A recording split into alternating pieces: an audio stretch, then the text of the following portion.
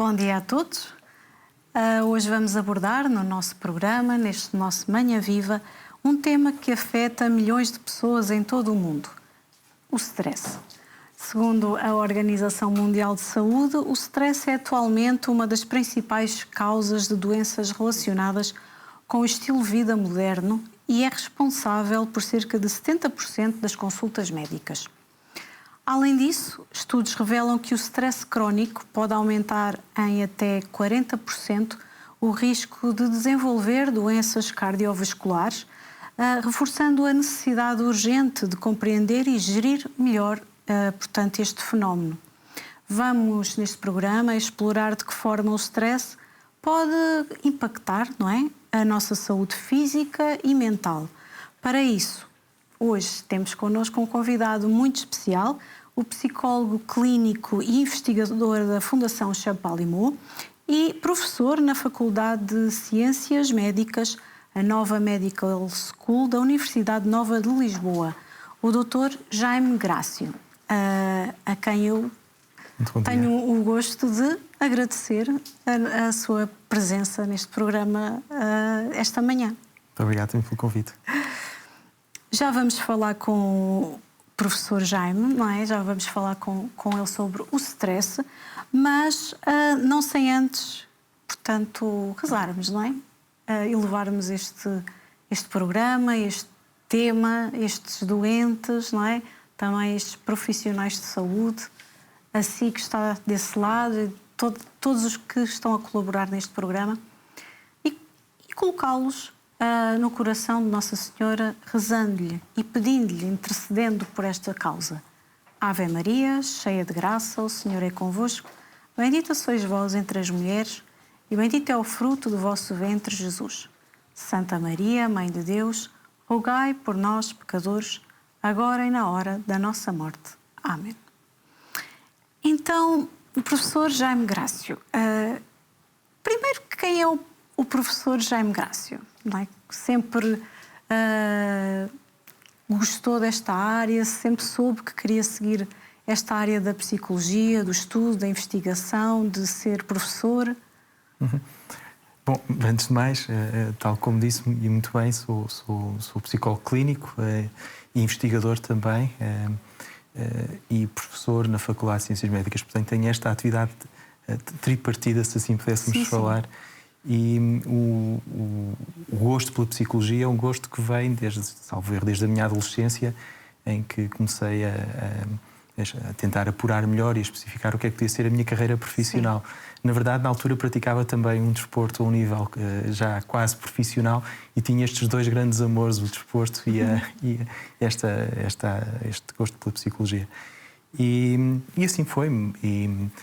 Acabei por enverdar naturalmente por uma carreira como profissional ao nível da psicologia e comecei a trabalhar numa instituição que muito provavelmente, e tal como já falei aqui com alguns dos seus colegas, é muito conhecida também da casa, as Irmãs Hospitaleiras. E durante mais de uma década tive uma atividade onde trabalhei com doentes psiquiátricos, alguns deles institucionalizados, e foi uma experiência muito enriquecedora. E ao mesmo tempo, quer do ponto de vista pessoal, humano, quer também do ponto de vista de desenvolvimento em termos clínicos e científicos. E foi aí que comecei a dar os primeiros passos, na verdade. Então fez a sua escolha, não é? Não seguiu o seu desporto e talvez, se calhar, também não conseguiu conciliar, obviamente. Também na altura tive que fazer uma opção. Claro, obviamente. Agora, falando aqui do tema do nosso programa, o que é o stress sob a perspectiva da biologia? Não é? O que é o stress e como se expressa no organismo? Bom, o stress muitas vezes é visto como tendo sempre uma conotação negativa, não é? Porque falamos do stress mau, mas na verdade o stress é uma reação que o ser humano tem e que nós conseguimos também observar ao longo da cadeia com outros animais, e que acaba por ser adaptativa em muitos cenários. Por exemplo, é a reação de stress que nos permite, por exemplo, estar mais aptos para lidar com a adversidade e, eventualmente, conseguir mobilizar recursos para superarmos algumas situações. Contudo, o grande problema é se esta reação aparece de uma forma exagerada, prolongada no tempo e, sobretudo, surgem situações em que não devia surgir. E aí falamos do stress já com uma conotação negativa. E, portanto, é aqui que o stress se torna uma fonte de incapacidade para as pessoas ou até uma fonte para a diminuição da qualidade de vida das pessoas no geral. Uma vez ali, talvez devia ser mais corretamente chamado de distress? Distress, sim. Muitas vezes faz-se a distinção entre stress, que seria o stress bom, e o distress, que seria o stress mau. Mas tendemos muitas vezes a focar-nos nas coisas mais negativas, não é? Sim, é verdade. E fica o stress, distress, é vulgarmente um termo equivalente. Como podemos distinguir então esse stress agudo de um stress crónico? Bom, o stress agudo é precisamente aquele que surge na necessidade de lidar com uma situação. E, portanto, o stress é uma reação que surge em função de um encontro com um desafio. E esse desafio nós chamamos o stressor. E perante o encontro com esse desafio, a primeira coisa que vamos fazer é perceber, identificar quão nocivo ou quão ameaçador pode ser essa situação. E, portanto, fazemos aí uma primeira avaliação do que poderá vir a acontecer. Em seguida, vamos tentar perceber se temos os recursos necessários para lidar com essa situação. Se tivermos os recursos necessários, está tudo bem, não é? Portanto, basta colocá-los em ação e facilmente neutralizamos a ameaça. Mas, se virmos que esses recursos ou não temos esses recursos, ou os que temos não são adequados para lidar com a situação, surge então a reação de stress. E o que vem a seguir é tentarmos então perceber se há formas alternativas de neutralizarmos o stress. E aí começamos a falar naquilo que se chamam as estratégias de coping, ou estratégias para lidar com o stress. E as estratégias de coping podem dividir-se em várias categorias, ou sobretudo usamos duas grandes categorias, aquelas que visam diminuir a intensidade da reação emocional relacionada com a situação e aquelas que tendem a agir resolvendo a situação. Portanto, dividimos basicamente entre estratégias focadas no problema e focadas na emoção. E aí esperemos que depois a seguir corra tudo bem. Num evento agudo existe uma exposição a esse stress e que surge de uma forma mais ou menos súbita e à partida, aplicando estratégias de coping adequadas, conseguimos neutralizar esse evento, esse acontecimento. O problema é se o acontecimento vai surgindo repetidamente ao longo do tempo e se as medidas que nós aplicamos não eram adequadas inicialmente ou se mais tarde vão deixar de ser tão adequadas com o tempo. Pode haver necessidade de ajustar. E aí surge o stress crónico. Sim, por exemplo, nós sabemos que em situações agudas e em que muitas vezes a nossa ação possa estar limitada, por exemplo, as estratégias mais de evitamento ou estratégias que visam mais lidar com as emoções podem ser as mais adaptativas, não é? Porque estamos perante um acontecimento ou uma situação que dificilmente conseguimos ter alguma ação sobre ela. Mas com o decurso do tempo, elas podem esgotar-se na capacidade de nos ajudarem a lidar com a situação. E aí teríamos que avançar para um outro nível de estratégias de coping. Sim. Se não for possível, então estamos perante uma situação de stress crónico, que infelizmente é aquela que mais afeta a saúde dos indivíduos. E de que forma o stress pode também afetar o sistema imunológico? Portanto, o stress é uma reação que tem uma dimensão psicológica, portanto, emocional e comportamental, e tem também uma dimensão fisiológica.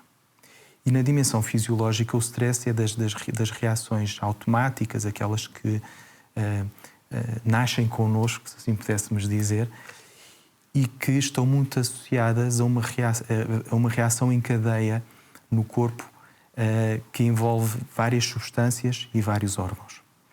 E há uma substância, ou há duas substâncias que parecem ser centrais na reação de stress e que são libertadas perante a exposição do indivíduo ao stress, que são o cortisol e a noradrenalina. E o cortisol é uma substância que, tal como disse há pouco, numa reação de início ajudará na reação de stress, porque permite-nos, de alguma forma, por exemplo, ter mais capacidade de resposta, tem algum poder anti-inflamatório, mas com a exposição constante ao stress e a libertação prolongada desta substância em excesso, o que acontece é que as nossas células vão ter menos capacidade de reprodução. E isto acontece com todo o tipo de células, inclusivamente aquelas células que podem ter uma ação de combater as células más. Sim.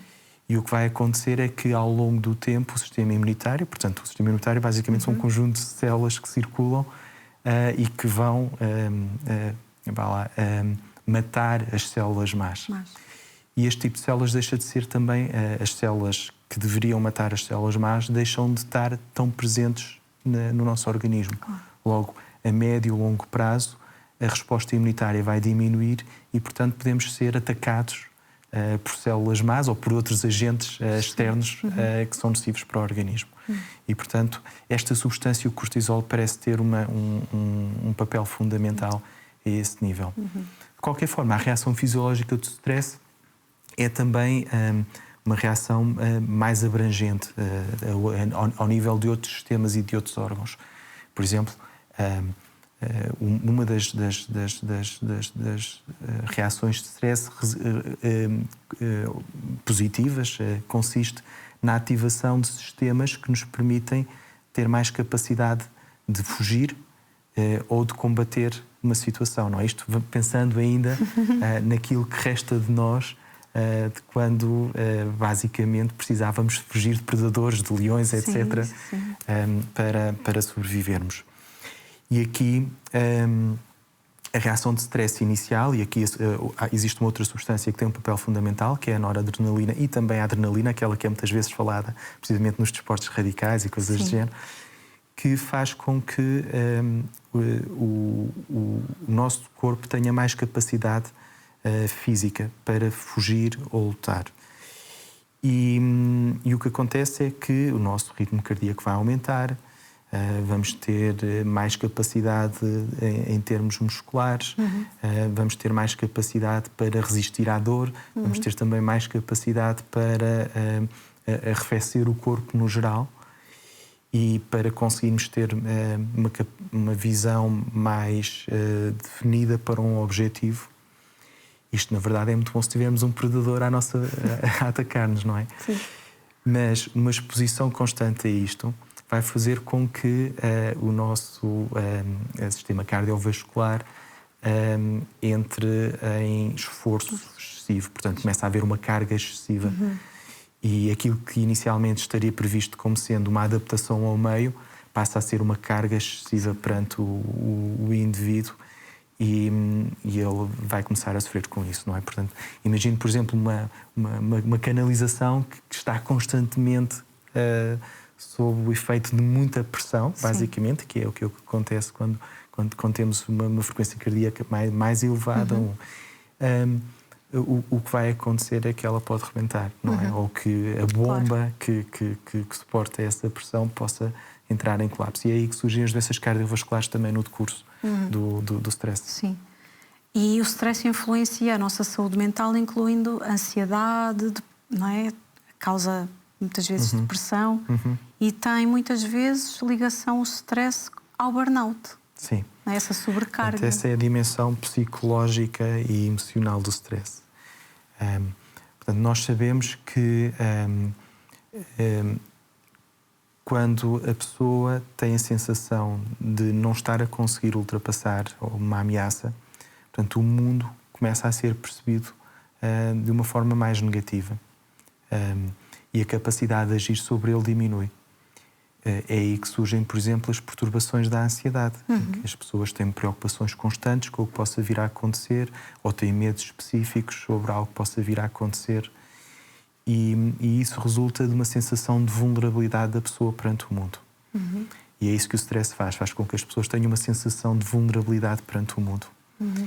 E naturalmente podem surgir perturbações psiquiátricas, perturbações mentais, portanto as vulgarmente chamadas doenças psiquiátricas, no decurso da exposição excessiva ao stress. Na verdade, o stress é responsável ou é um precursor da ansiedade e da depressão. Sim. O burnout, portanto, é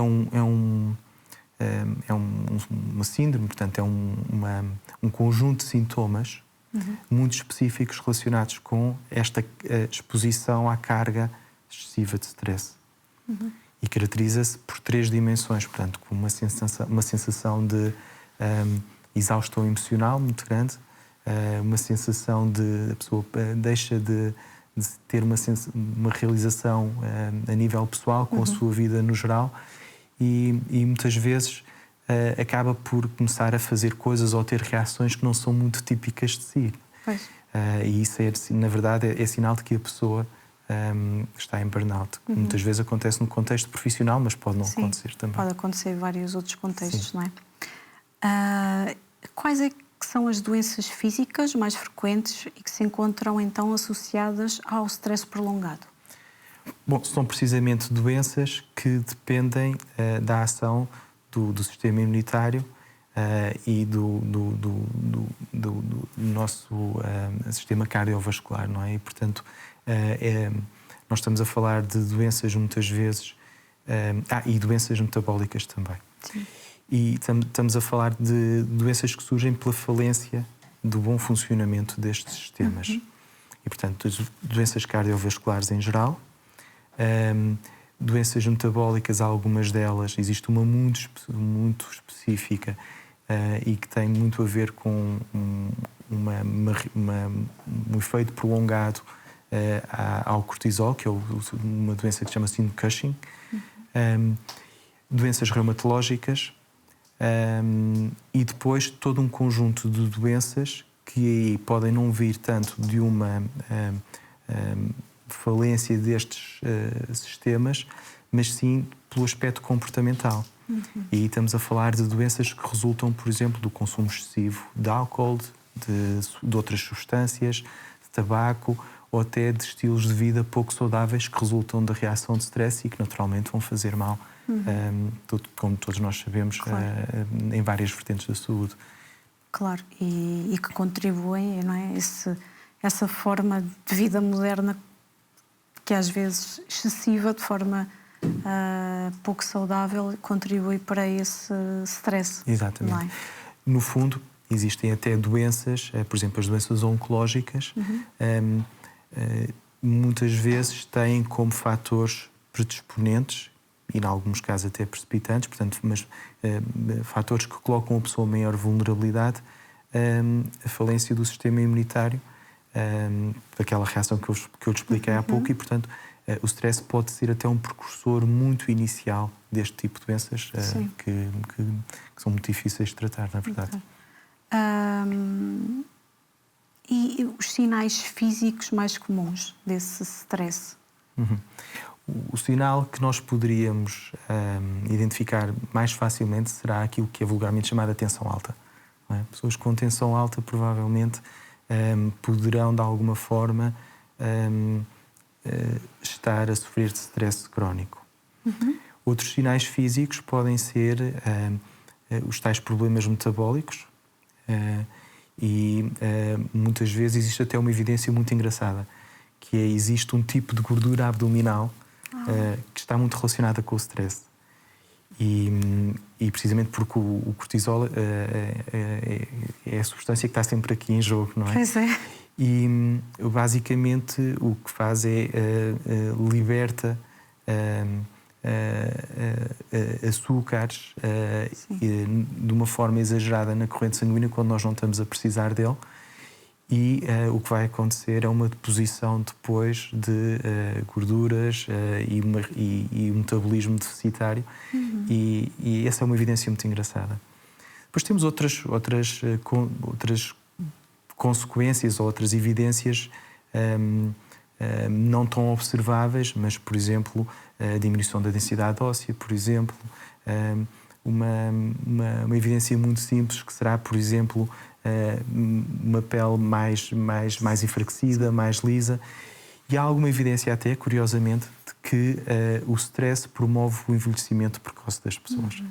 E, portanto, no senso comum, muitas vezes dizemos que aquela pessoa está muito envelhecida desde que começou um trabalho muito estressante, ou envelheceu muito desde que aconteceu alguma coisa. Na verdade, existe alguma evidência de que a nossa capacidade de regenerativa ao nível e da proteção de alguns cromossomas a nível celular pode ser influenciada negativamente pelo stress. Falámos há bocado aí do trabalho e muito associado ao burnout. Claro, não só, mas os ambientes de trabalho tendem e podem aumentar esses níveis de stress, não é? E muitas vezes existe a dificuldade também de estabelecer limites saudáveis, não é? E, sem dúvida nenhuma, um dos maiores estudos ao nível do stress no contexto de trabalho foi feito precisamente no aparelho da função pública em Inglaterra, em que todos os trabalhadores foram convidados a participar num estudo sobre stress e foram medidos depois também os seus marcadores biológicos. E percebeu-se uma coisa muito importante. Já havia alguma evidência de outros estudos, mas esse estudo confirmou que o grau de autonomia e a hierarquia que as pessoas ocupam em contexto profissional é determinante para o stress. E percebeu-se que pouca autonomia e exigências muito elevadas por outras pessoas hierarquicamente são um cocktail explosivo para o stress. Portanto, para termos ambientes saudáveis em termos profissionais, é importante dosear os níveis de exigência que os superiores hierárquicos colocam às pessoas que estão a trabalhar consigo, nas suas equipas, e muito importante também conseguir que as pessoas tenham algum grau de autonomia em algum aspecto dentro da organização. E esses são os dois ingredientes fundamentais, entre outros, pois mais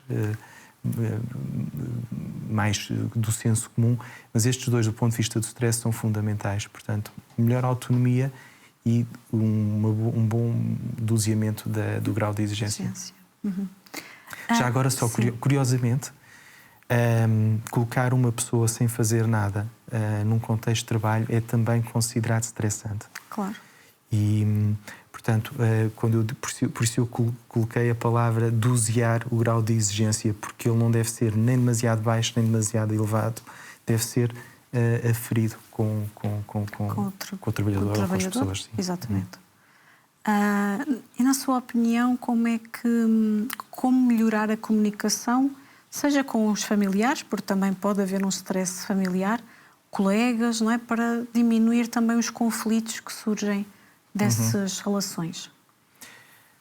Bom, aí vamos para aquilo que são as regras básicas da comunicação entre pessoas que têm intenção de ter uma boa relação entre elas. E há um ingrediente fundamental na comunicação que é a capacidade de expressar afeto positivo. E das pessoas dizerem aos outros claramente aquilo que gostam neles, por exemplo, ou elogiar as pessoas, mostrar apreço, mostrar calor humano. Isso é muito importante na comunicação, quer em termos familiares, quer em qualquer pessoa que esteja a relacionar-se com os outros. Sim. E não há uma trivialidade. Na verdade, isso ajuda as pessoas a sentirem mais suporte e a conseguirem lidar melhor com as adversidades e com a sua vida no geral. Pois é muito importante ter regras bem definidas, papéis bem definidos, e haver alguma previsibilidade na comunicação também. E eu diria que estes são os ingredientes fundamentais para que as coisas corram bem na relação com os outros. E, eventualmente, quando eu falava há pouco nas estratégias de coping, uma das estratégias que, curiosamente, tem duas vertentes, pode ser para resolver o problema ou para ajudar nas emoções, é precisamente procurar ajuda noutras pessoas. E essa ajuda pode ser, por exemplo, para movimentar um objeto, se precisarmos, não é aqui com o objetivo de resolver o problema, ou para desabafar. E isso sabe-se que faz muito bem às pessoas e ajuda a reduzir o stress. E, portanto, a comunicação positiva é fundamental. Portanto, também é preciso estar atento aos sinais que, quando se detecta que precisamos de ajuda, não é? E lembrar sempre que existem consequências a longo prazo, não é? Do facto de não se saber gerir o stress adequadamente, com implicações dessas emoções negativas, da frustração, da raiva, não é? São situações em que se deve estar alerta para preciso de ajuda, não é? Sim, basicamente estar atento a si próprio, estar atento ao corpo e perceber, de certa forma, como é que vemos o mundo. Se são mais as vezes que olho para o mundo e o vejo como sendo uma coisa ameaçadora, que eu esteja vulnerável perante ele, aí provavelmente eu estou a sofrer de stress. Se eu tenho uma sensação que até consigo controlar as coisas de uma forma razoável e tenho alguma autonomia, aí poderei estar mais tranquilo. Exato. Mas depois estar também atento àqueles sinais que eu falava há pouco, não é? E aí é importante, por exemplo, nas consultas médicas, perceber como é que está a funcionar a nível cardíaco, como é que está a funcionar o seu sistema imunitário. E isso muitas vezes é o que se faz nas consultas, nos cuidados primários, no médico de família, não é? Quando se mede a atenção, quando se faz análise ao sangue, e é o ponto de partida para conseguir diagnosticar alguma coisa. Muito bem. Professor, chegamos ao final da primeira parte, já voltamos a conversar também. Volte connosco para a segunda parte do nosso programa para continuar a saber melhor, não é? Lidar com o stress, conhecer melhor, não é? Para uma vida mais plena e saudável. Até já.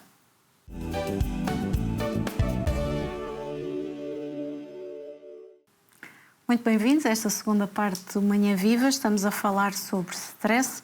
Então, após termos, na primeira parte, tido uma compreensão geral, não é, de como o stress pode afetar a nossa saúde, vamos aprofundar um pouco mais as formas de lidar com este desafio.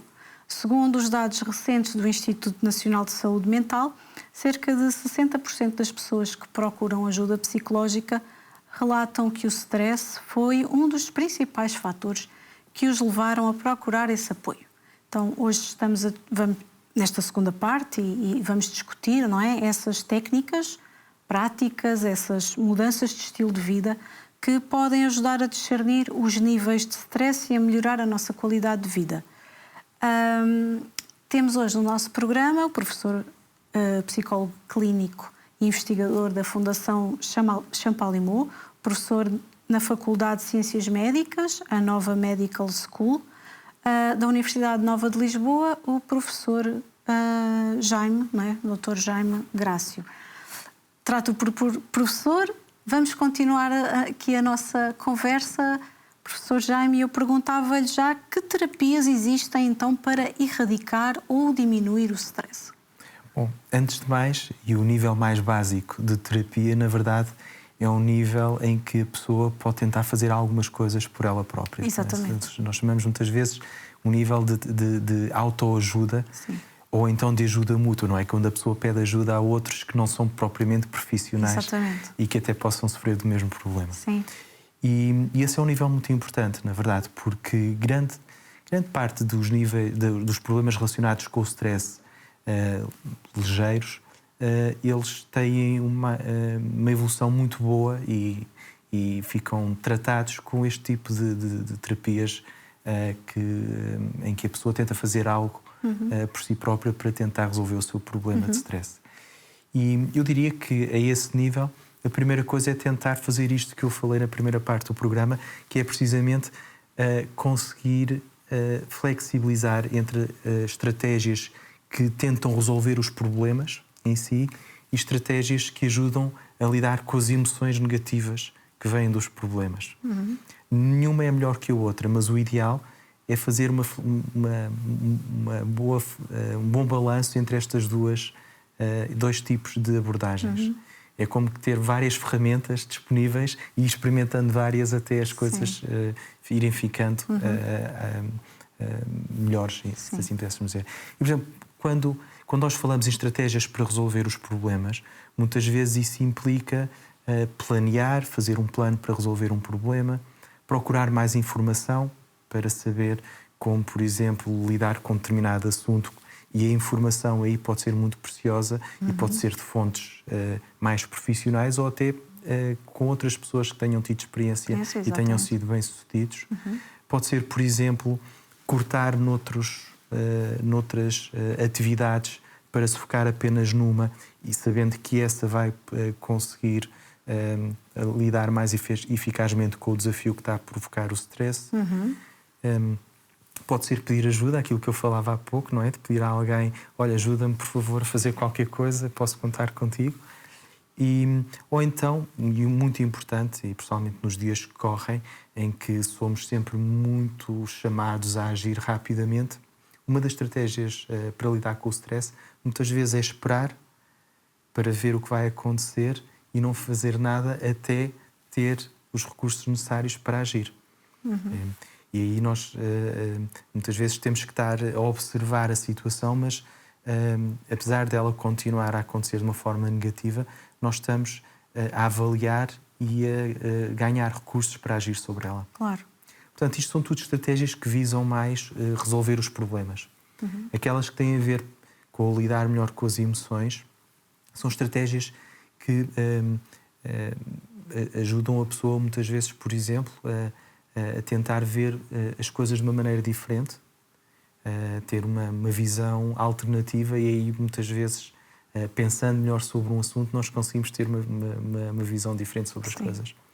Pode ser muitas vezes evitar a situação e, mais uma vez, nas fases iniciais em que nos confrontamos com um problema, evitá-lo às vezes é a melhor coisa. Sim, não temos os recursos, não é? Os tais recursos que falou. O evitamento, ou porque a situação de facto pode não ter grande resolução na altura, portanto o evitamento, uma certa dose de evitamento pode ajudar.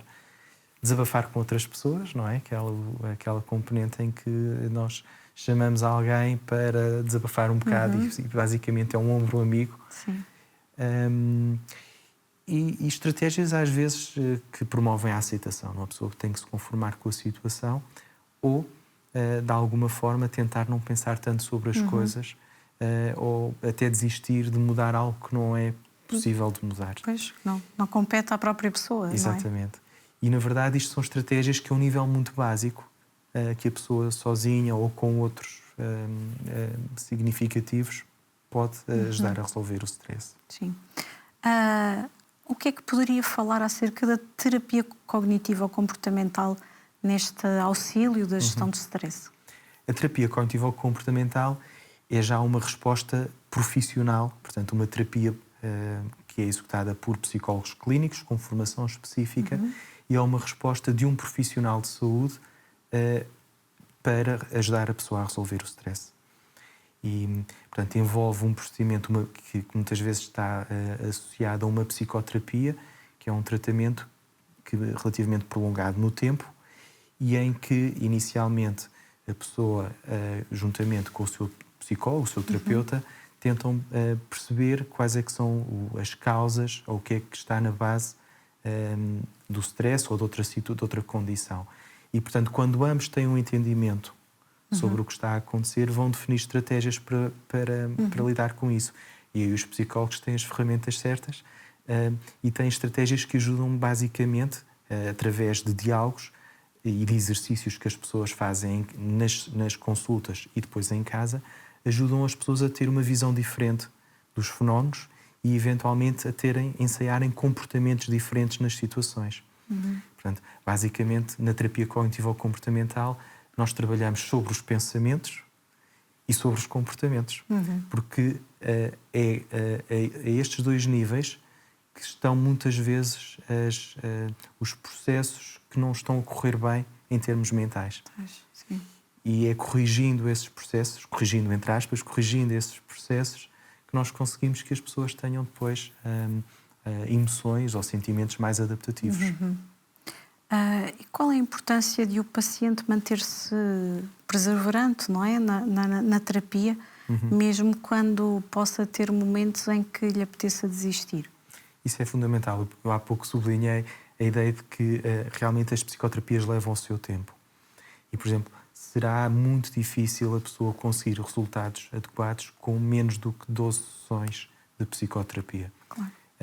É claro que muitas vezes um encontro com um psicólogo, uma consulta de psicologia, pode ter um valor e ajudar a pessoa de uma forma quase imediata, não é? Vemos isso muitas vezes em situações de urgência ou situações de catástrofe, ou quando a pessoa está a lidar com um evento estressor de uma forma mais imediata, por exemplo, uma doença, um diagnóstico de uma doença. Isso pode promover algum alívio.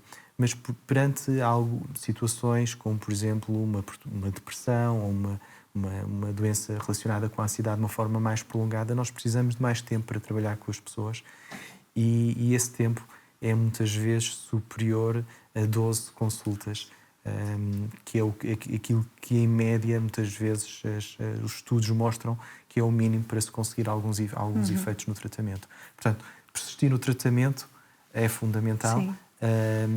E, sobretudo, ser um agente ativo também no tratamento. Eu costumo dizer muitas vezes aos meus pacientes que é importante que as consultas não fiquem ali naquele bocadinho, que as pessoas levem as consultas para casa, e que isso tenha uma repercussão no seu cotidiano, no seu dia-a-dia. Isso é fundamental. Sim, e como o suporte emocional de famílias e amigos também pode influenciar na forma como lidamos com o stress. Importa também esses amigos e familiares estarem atentos, não é?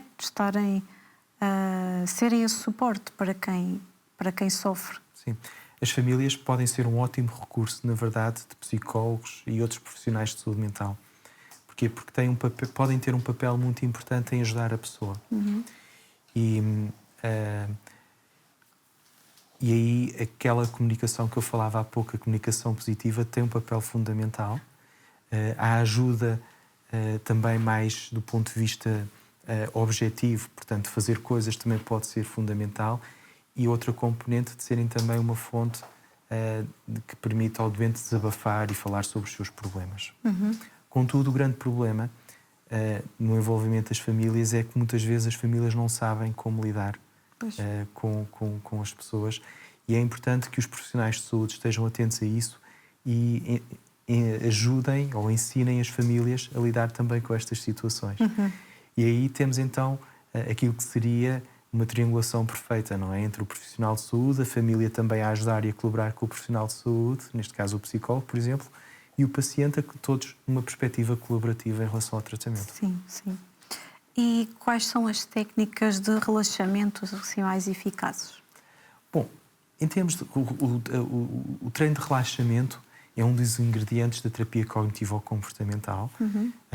Tem uma tradição muito longa já, desde há mais de 40 anos.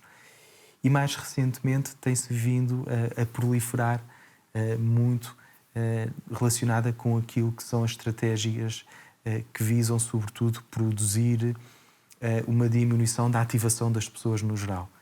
E aí o que aconteceu foi o relaxamento entrou também de uma forma mais fora dos ambientes padronizados da saúde. E muitas estratégias de relaxamento foram desenvolvidas, algumas delas com inspiração em práticas espirituais, meditacionais, que já existiam, outras com fundamentos mais relacionados com o corpo, com o movimento do corpo e coisas do género. Portanto, eu diria que todas elas podem ser válidas desde que resultem. Claro. E a que nós utilizamos na terapia cognitivo-comportamental, tradicionalmente, é uma técnica de relaxamento que envolve a contração e o relaxamento dos músculos, portanto, a libertação dessa contração de uma forma orientada. Nós chamamos o método de relaxamento progressivo de Jacobson, 16 grupos musculares. Mas esta é um método de relaxamento que é orientado por profissionais, sobretudo psicólogos. Claro. Mas, por exemplo, existem muitas outras estratégias de relaxamento, até relacionadas com a respiração. Ouve-se muito falar daquela respiração em 4 tempos, não é? Num quadrado. É uma técnica de relaxamento perfeitamente plausível para ser utilizada àquele nível mais básico que nós falávamos há pouco, em que as pessoas tentam fazer alguma coisa para se autoajudar. E portanto, temos que ver as coisas em termos de níveis de eficácia, mas também em termos de níveis daquilo que a pessoa precisa. Claro. Não é? Porque há pessoas que podem não precisar de um treino de relaxamento muscular de Jacobson orientado por um psicólogo, Claro. e simplesmente beneficiam com um treino de respiração ao 4 tempos que está disponível na internet, no YouTube, não é? Com imagens e coisas do género. Muito bem. Também queria que nos esclarecesse aqui quanto ao impacto da atenção plena na redução dos níveis de stress. O que é isto da atenção plena? É uma estratégia que foi desenvolvida de uma forma muito curiosa. Portanto, tal como eu disse há pouco, na primeira parte, o stress envolve uma ativação do corpo em que nós ficamos muito preparados para agir, ficamos com um ritmo cardíaco acelerado, com mais força nos músculos, preparados como se precisássemos de combater ou fugir. E há uns anos atrás, um grupo de investigadores tentou perceber se havia coisas que as pessoas podiam fazer por si próprias para diminuir essa ativação. E basicamente foram buscar alguma inspiração a algumas práticas de meditação que já existiam e que as pessoas faziam muitas vezes, até em culturas orientais, como uma forma de diminuir essa ativação no geral. E um grupo de investigadores, o mais conhecido foi um grupo de investigadores de Oxford, foi buscar algumas dessas práticas e tentou aplicá-las ao contexto europeu e ocidental em geral. E desenvolveu essa estratégia que é a atenção plena. E que são um conjunto de exercícios e de estratégias também mentais que visam a pessoa a conseguir reduzir essa ativação, conseguindo focar-se no momento atual, no momento aqui e agora, portanto, afunilando muitas vezes a atenção para alguns aspectos da sua experiência, do seu corpo, em detrimento de andar com a cabeça a 1000 à hora a pensar em muitas outras coisas. Sim. E, portanto, isto, na verdade, é um programa que está disponível. Existe um livro, precisamente com este título, que é o Mindfulness de Atenção Plena, de 8 semanas, em que a pessoa faz alguns exercícios e, na verdade, a eficácia para tratar a ansiedade da atenção plena tem vindo a comprovar ser uma eficácia razoável. Portanto, isto ajuda as pessoas até certo ponto, especialmente para níveis de ansiedade e de stress ou depressão relativamente ligeiros. Sim. E as atividades físicas também são importantes? Também. As atividades físicas são importantes porque elas podem promover prazer. E nós, hoje em dia, existem muitas formas de obter prazer demasiado imediatas.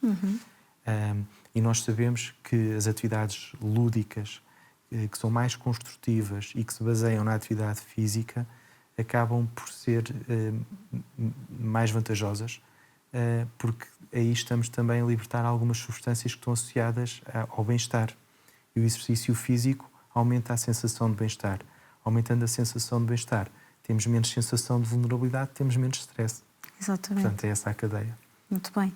Os passatempos, não é? As atividades recreativas, tudo isso Isso pode também ajudar a fazer aquilo que eu há pouco estava a dizer. Ajuda uma pessoa a distrair-se. Exatamente. E não estar sempre a pensar na situação, principalmente se o stress tem como base uma situação que não se consegue mudar. Claro. O ideal é a pessoa começar a tentar arranjar outras coisas para pensar e distrair-se com outras coisas o mais possível. Eu sei que isto é difícil, todos nós sabemos que é difícil quando há um problema tentar desviar a atenção, mas é importante fazer tentativas nesse sentido. Sim, e é possível. Qual a importância também do sono? O sono de qualidade é algo que ouvimos muitas vezes falar, dormir bem, mas se ele não existir, não é? Se o sono de qualidade não existir, podem existir consequências complexas, não é? Sim, o sono é um fenómeno complexo e tem um papel reparador no organismo, e em termos mentais existe uma altura do sono. Nós no sono temos vão acontecendo várias coisas ao longo de uma noite, não é? Nós passamos por várias fases. Portanto, por exemplo, há alturas em que se vamos tentar acordar uma pessoa, temos que abanar imenso até que ela acorde. Há outras alturas que um simples barulhinho acorda a pessoa. Isso tem a ver com o facto de passarmos por várias etapas ao longo do sono. E há algumas etapas que parecem ser mais relevantes nesta capacidade de regeneração e consolidação das aprendizagens que fizemos ao longo do dia, e se essas aprendizagens foram vantajosas, é importante que elas sejam regeneradas, não é? E que tenham continuidade. Portanto, o sono tem muito esse papel. Depois, a experiência subjetiva. Nós, quando temos uma noite de sono mal dormida, de manhã temos a sensação que o mundo está todo ele mais difícil, não é? E, portanto, essa sensação subjetiva aumenta a sensação de vulnerabilidade, que é aquilo que nós não queremos no stress, não é? Sim, nós queremos a pessoa no stress com uma sensação de bem-estar e não com uma sensação de vulnerabilidade. E o mesmo também diríamos da alimentação, não é? A alimentação também pode influenciar muito a ser uma pessoa que possa, com determinada alimentação, estar mais estressada ou menos estressada. Sim, basicamente a relação da alimentação com o stress pode ser dividida em 2 níveis, não é? Portanto, há pessoas que, perante níveis de stress mais elevados, tendem a fazer disparates na alimentação, Exato. não é? A comer coisas com muito A açúcar. recompensa e tal. Exatamente, é aquilo que se chama a alimentação emocional, não é? Comer com base para aliviar as emoções. Ou então até consumir substâncias como o álcool ou drogas que são nocíveis e que muitas vezes são formas não adequadas para lidar com o stress. Por outro lado, uma alimentação equilibrada dá também uma sensação de vitalidade à pessoa. E essa sensação de vitalidade, mais uma vez, é quase que um antídoto para a sensação de vulnerabilidade. E, portanto, ajuda ao stress nesse sentido. Mais vitalidade ajuda na sensação de maior capacidade de lidar com o stress. E que hábitos simples podem ser incorporados na rotina para promover esta saúde mental e também a redução do stress? Bom, eu diria que, em primeiro lugar, é estar atento ao que se está a passar à sua volta e realmente identificar se está a ter que agir ou reagir demasiado perante o mundo. E aí, se isso estiver a acontecer, se o mundo estiver a colocar demasiados desafios, tem que se fazer alguma coisa porque provavelmente está a sofrer de stress, não é? Claro. E aí uma das coisas fundamentais é depois aplicar as tais estratégias de coping ou procurar ajuda para, de uma forma mais formal, lidar com a situação. Mas eu diria que nos dias de hoje, em que tudo corre tão depressa, uma das coisas fundamentais é, se calhar, focar-se naquilo que é essencial.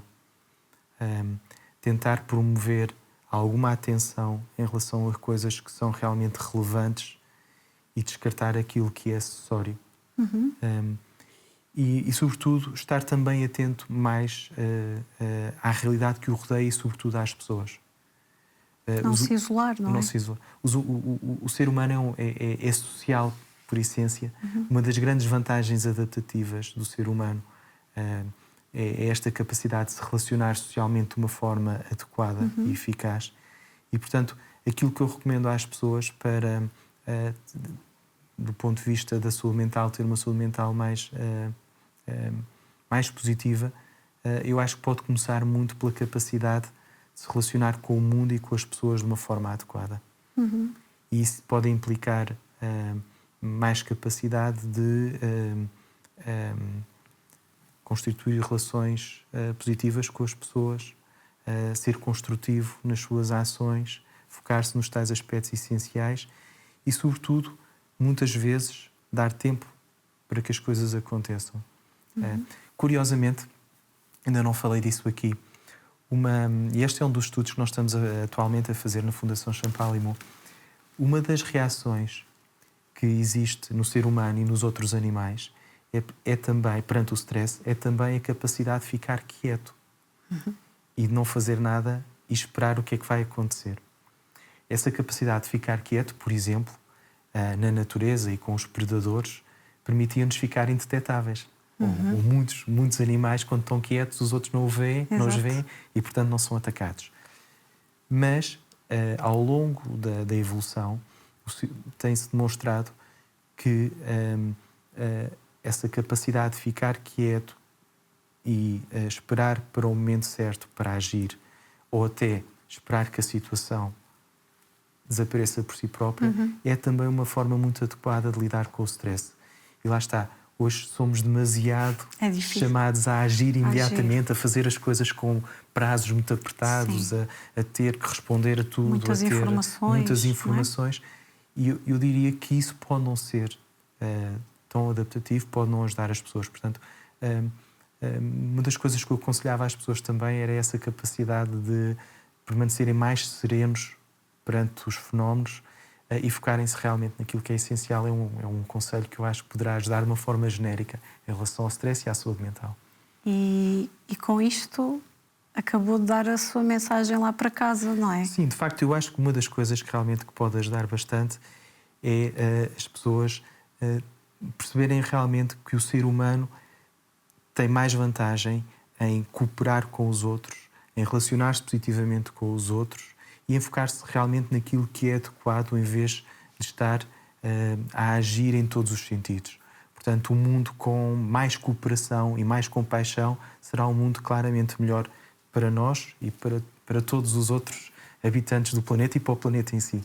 Portanto, eu acho que a mensagem que eu daria lá para casa era claramente cooperar e ter compaixão em relação ao mundo e aos outros. É fundamental. Muito obrigada, professor Jair, pela sua participação, a sua partilha. Foi um gosto tê-lo neste Manhã Viva. Eu tive muito gosto, muito obrigado. Muito obrigada. Obrigado também a si que esteve desse lado a acompanhar este tema, não é? Como vimos, o stress é uma questão que exige atenção e ações concretas, não é? Adotar hábitos saudáveis, aprender a gerir a sua vida, sabendo que é feita de vitórias, não é? De derrotas, e agir com esta calma, não é? De esperar perante as adversidades, não é? É muitas vezes um passo que damos, um passo de gigante para aprender a lidar com as frustrações, não é? Não desistir e perseverar foram também palavras aqui. E espero que todos tenham ficado, não é? Com ferramentas úteis também para poder enfrentar as situações, os desafios do dia a dia, não é? Agradecendo, como já fiz, a presença do professor. E encontramos-nos no próximo programa, se Deus quiser.